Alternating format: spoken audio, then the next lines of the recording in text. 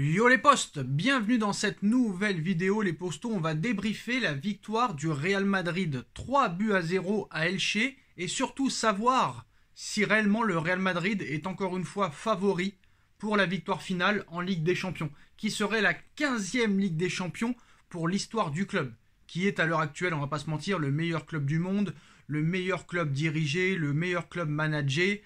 Quoi qu'il en soit, le Real Madrid est une institution depuis des décennies, depuis plus de 100 ans maintenant, très clairement. Maintenant, ce qu'il faut savoir, c'est qui peut battre ce Real Madrid, invaincu toute compétition confondue, comme le Paris Saint-Germain, comme le Napoli et comme le Benfica, si je ne me trompe pas. Maintenant, bon, quoi qu'il en soit, un jour, le Real Madrid perdra un match, comme le PSG un jour perdra un match. Mais pour Paris, on espère que ça sera le plus tard possible. Et très clairement, on n'espère pas tomber contre Ajaccio ou le Maccabi Haïfa. Ça ferait quand même très mauvais genre. Il faut essayer très clairement, même faut le faire. Il faut rester le plus longtemps possible invaincu pour le Paris Saint-Germain. C'est très très important pour la confiance. Mais attention quand même à l'effet de confiance et à l'excès de confiance. Il peut y avoir des effets, on va dire, un petit peu néfastes pour les clubs qui sont invaincus pendant longtemps, qui sont en sur-régime. À l'arrivée, personne ne peut nous battre. On est invincible et à l'arrivée on perd. Attention, il n'y a pas beaucoup de clubs qui ont réussi à être invaincus sur toute une saison. Toute compétition confondue, je crois que ça n'a jamais eu lieu. Mais en championnat, il y a eu Arsenal, les imbattables, la saison 2003-2004 si je ne me trompe pas. Et il y a aussi eu, on se rappelle très bien, la Juventus en 2011 et 2012. Maintenant, les postos, le Real Madrid, tenant du titre, va-t-il encore gagner la Ligue des Champions cette saison ? Pour une 15e victoire en Ligue des Champions, un record total. Florentino Pérez, après la victoire contre Liverpool au Stade de France en finale de Ligue des Champions, a bien stipulé, juste après avoir remporté cette Ligue des Champions, que la Ligue des Champions tous les ans est le principal objectif du Real Madrid, encore plus important pour eux que la Liga espagnole. Et surtout, il a très clairement annoncé que si l'année prochaine, c'est-à-dire cette saison, il gagnait encore une fois la Ligue des Champions, ce serait la 15e. Et ce serait complètement incroyable et historique.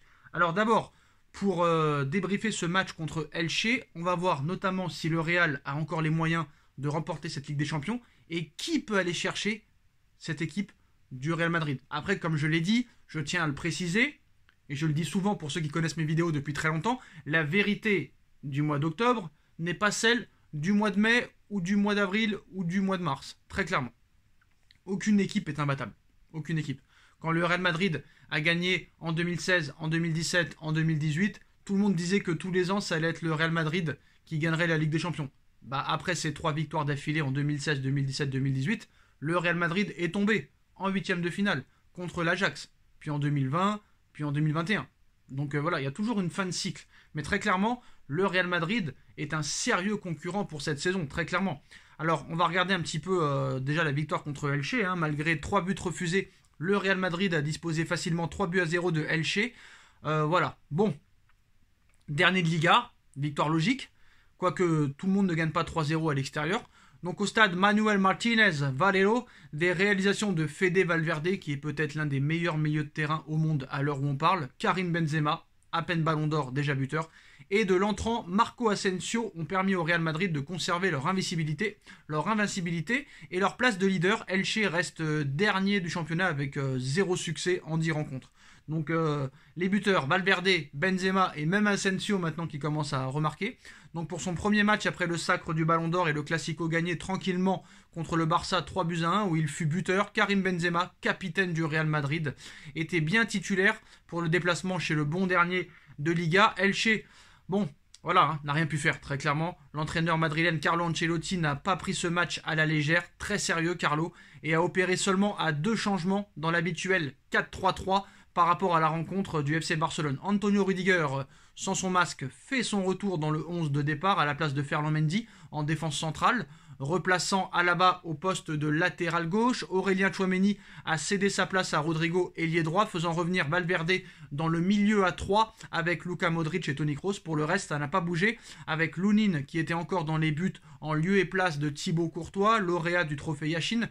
Côté Elche, les anciens de Ligue 1, Javier Pastore et Paul Lirola, le Parisien, l'ancien Parisien et l'ancien Marseillais, eux étaient sur le banc.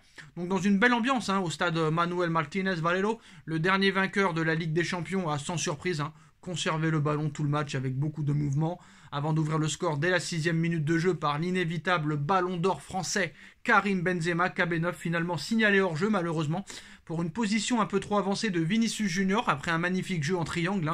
Magnifique jeu, très clairement en triangle, avec Modric et Rodrigo. Après de multiples assauts, le Real ont fini par valider un premier but à la 11e minute par l'homme en forme du moment, Fede Valverde, sur une frappe sèche, extérieur pied gauche en dehors de la surface, finissant dans la lucarne droite du portier d'Elche. C'est ça qui nous manque aussi au Paris Saint-Germain, un milieu de terrain qui sache prendre ses responsabilités de loin. Fabien Ruiz, on espère, nous fera plaisir dans ce domaine. Donc il n'a rien pu faire sur le but d'ailleurs. Un missile lui permettant d'inscrire son 6e but de la saison. C'est important, un milieu de terrain qui sache prendre ses responsabilités. Et avec Fabien Ruiz au milieu de terrain, je pense qu'il peut apporter cette chose que d'autres joueurs n'ont pas apporté, c'est-à-dire les frappes de loin, être décisif en frappant. On n'a pas trop de tireurs de loin au PSG, presque pas du tout même. Alors les 11 joueurs de champ étaient concernés, notamment en première mi-temps, avec des transmissions rapides, des passes précises. C'est du beau jeu le Real Madrid, très clairement c'est du très beau jeu, avec une facilité aussi technique déconcertante. Certes, c'est que le dernier, mais bon. Dans les petits espaces, ils sont très forts, un signe que le Real était dans un bon soir aussi. C'est le latéral gauche autrichien David Alaba qui est venu aggraver la marque à la 26e, mais encore hors jeu, de peu sur un service de KB9. Après une belle montée et une belle action collective, encore une fois, Elche n'a pas voulu rendre les armes de suite, malgré beaucoup de temps passé dans le camp adverse, en sollicitant le gardien du Real à 2 reprises, à la 28e minute et à la 30e minute. Donc les hommes de Jorge Almiron ont mis un petit peu plus le pied sur le ballon, tout en sortant sur leur adversaire avant la pause, malgré une grosse domination madrilène. Ce qui est incroyable avec le Real Madrid aussi, que tu joues contre le dernier, ou que tu joues contre le premier, ou contre un très gros club, bah pour eux, c'est la même chose. Et ça, c'est agréable. Tu vois, c'est vraiment agréable la pensée qu'a le Real Madrid. C'est-à-dire, le 20e ou le premier, on joue de la même façon, très clairement. Même si Elche est revenu des vestiaires avec de meilleures intentions que lors du premier acte, à l'image de la reprise de l'Argentin Luca Boyer, dévissé à la 47e à la suite d'une belle remise de Nico Fernandez en une touche, le Real Madrid a continué de maîtriser les débats.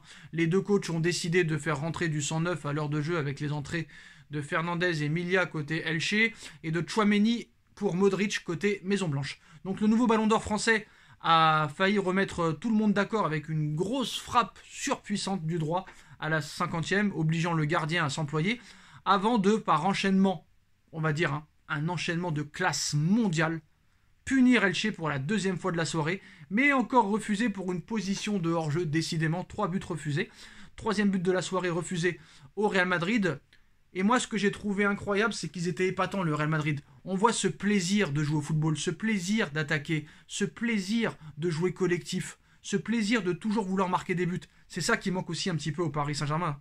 Donc voilà, épatant dans le jeu, dans les buts également. L'Ukrainien Lénine a assuré, en l'absence de la muraille, Thibaut Courtois avec un sauvetage à la 70e. Malgré l'enchaînement des matchs avec la C1, avec la Liga, les merengues ont continué de produire du très beau jeu. Et cette fois-ci, c'était la bonne pour Karim Benzema qui, sur une superbe remise de Rodrigo, au point de pénalty, vient mettre son plat du pied, 2-0, venant récompenser son excellent match avec une grosse activité et un gros volume de jeu, Karim Benzema, qu'on lui connaît par cœur. Camavinga, auteur d'une belle percée à la 87e. Asensio, buteur du droit, 3-0 sur un beau service de Rodrigo, encore une fois. Nacho et Vasquez ont eux aussi participé à la fête en rentrant en jeu à quelques minutes du terme, avec un bel apport du banc aussi. Ils ont un banc, le Real, comme Manchester City, comme le Bayern. Les merengues sont restés sérieux, appliqués, joueurs, jusqu'au bout, pour se défaire finalement tranquillement de cette valeureuse équipe d'Elche. Donc maintenant, vous allez me dire, c'est une victoire facile, 3-0 contre le dernier. Le Real Madrid n'a plus rien à prouver avec le palmarès qu'ils ont. Très clairement, c'est une équipe combative qui produit de plus en plus de jeux. Mais voilà, est-ce que le Real Madrid est le grand favori pour cette 15e Ligue des Champions pour eux? Est-ce que le Real Madrid est grandissime favori à son titre? Parce que le Real est tenant du titre. Est-ce que le Real Madrid, tout simplement, est le grand favori de cette édition 2022-2023? La réponse pendant ce mois d'octobre est oui. À l'heure actuelle, le Real Madrid est le grandissime favori à son propre trophée. Pourquoi? Très clairement, l'équipe se connaît par cœur. Ça, c'est un constat. L'équipe se connaît par cœur, l'équipe s'apprécie, l'équipe progresse. Belle infrastructure, belle équipe, bon état d'esprit. Tout le monde, il y a une connexion entre le coach et le joueur qui n'est plus à prouver. T'as deux flèches sur les côtés, Rodrigo et Vinicius, qui se connaissent par cœur, qui jouent un petit peu pour Karim Benzema, Benzema qui joue pour Vinicius. Il y a un banc de touche, c'est très important. Quand au milieu de terrain, tu as Toni Kroos, Modric, Valverde, et que sur le banc, tu as Aurélien Tchouaméni, Camavinga et d'autres joueurs, j'ai envie de te dire, voilà, tous les feux sont au vert. Tu as une défense centrale assez solide. Après, bon, elle devient solide, hein, parce que c'est vrai qu'en début de saison, le Real Madrid avait des problèmes défensifs. C'est peut-être ça leur point faible, vous me direz. Mais voilà, leur seul point faible pour moi, c'est la défense centrale, très clairement. Mais voilà, sinon au niveau du jeu, au niveau du jeu fluide, surtout, ils sont assez impressionnants. Carlo Ancelotti ne change presque jamais de 11. Carlo Ancelotti est pragmatique. J'ai envie de te dire, voilà, le Real, on va dire, ils sont peut-être même imprenables à l'heure où on parle. Parce qu'ils ont un état d'esprit bagarreur. Ils ne sont jamais battus. Un match pour eux dure plus de 95 minutes de jeu. Ils ont cette hargne que d'autres équipes n'ont pas, très clairement. Ils ne font pas d'erreur. Après, il ne faut jamais dire jamais. Ils sont pieds et poings liés. Ils se connaissent par cœur. Ça joue dans les pieds, ça joue collectif. Tout le monde est concerné.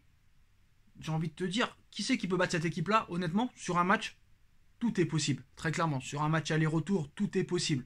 Mais à l'heure où on parle, même moi qui pensais que Manchester City allait tout fracasser, tout exploser sur son passage, j'ai vu les limites un petit peu de Manchester City contre Liverpool. J'ai vu un petit peu aussi les limites de City contre Copenhague. Le Bayern de Munich, certes, a un beau jeu, une belle attaque, mais malheureusement, défensivement, ça laisse à désirer. Est-ce que le Paris Saint-Germain peut espérer quelque chose aussi dans cette Ligue des Champions? Tout dépendra un petit peu des affaires des égos, des blessures, des suspensions, parce qu'au Real Madrid aussi, il peut y avoir des blessures et suspensions, mais à l'heure où on parle, au niveau jeu, au niveau état d'esprit, au niveau coach, au niveau efficacité, au niveau gestion, au niveau entraide, pour l'instant, le Real Madrid est le grandissime favori. C'est mon avis, ça peut changer, mais à l'heure où on parle, sur 3 mois de compétition, pour moi, le Real Madrid reste favori à sa propre succession. Très clairement. Et presque avec un mercato néant. À part Tchouaméni, personne n'est venu renforcer cette équipe. C'est assez impressionnant. Et je pense que la feuille de route de Carlo Ancelotti est très précise. Donc après, est-ce qu'il y a d'autres clubs qui pourraient venir enquiquiner le Real? Attention à cette équipe du Napoli, qui est assez impressionnante offensivement. Ça peut être l'Ajax 2019, le Napoli cette année. Attention à cette équipe. Puis le Paris Saint-Germain. Le Paris Saint-Germain aussi a ses chances, très clairement. Sur une compétition, voilà. Il y a des favoris, mais ce n'est pas toujours le favori qui gagne. À l'heure où on parle, le Real est favori. Mais allez savoir, tous les ans on disait au PSG, ça y est, cette année c'est la bonne. Cette année c'est la bonne. Cette année c'est la bonne. Et toujours éliminé en huitième de finale. Quand on a été en finale, personne ne pensait qu'on allait aller en finale. Surtout avant le match aller. Le match retour, pardon, contre Dortmund, où on avait perdu au match aller 2-1 avec un doublé d'Haaland. Pourtant, le PSG a été en finale. Personne n'aurait pu penser, quand Tuchel a été viré, que le PSG allait aller en demi-finale de Ligue des Champions. Le PSG a éliminé le Barça, le PSG a éliminé le Bayern, et le PSG était pas loin de sortir City. Et là, très clairement, le PSG n'est pas vraiment favori pour aller très très loin dans cette Ligue des Champions. Ça peut être un mal pour un bien. Ça va enlever une certaine pression peut-être aux joueurs, aux dirigeants, à l'entraîneur. Et là, j'ai envie de te dire, le PSG n'aura rien à perdre. Et peut-être qu'en n'ayant rien à perdre, en mettant cette pression de côté, vu que tu n'es pas favori, le PSG peut espérer peut-être aller très loin dans cette Ligue des Champions, surtout si elle se renforce, s'il se renforce pendant le mercato hivernal. Tu n'es jamais aussi fort que quand tu n'es pas favori. Tu n'es jamais aussi fort que quand tu n'as rien à perdre. Et là, le PSG sont dans ce cas-là, très clairement. Voilà les postos, dites-moi en commentaire, est-ce que pour vous le Real Madrid est grandissime favori pour cette Ligue des Champions? D'après vous, quelles équipes peuvent aller chercher le Real Madrid cette saison en Ligue des Champions? Le Bayern, City, Liverpool, le Paris Saint-Germain, le Napoli ou une autre équipe, les postos? Dites-moi en commentaire ce que vous en pensez. On like, on partage, on commente, on s'abonne et on se retrouve très vite pour une nouvelle vidéo les postos. Tchuss.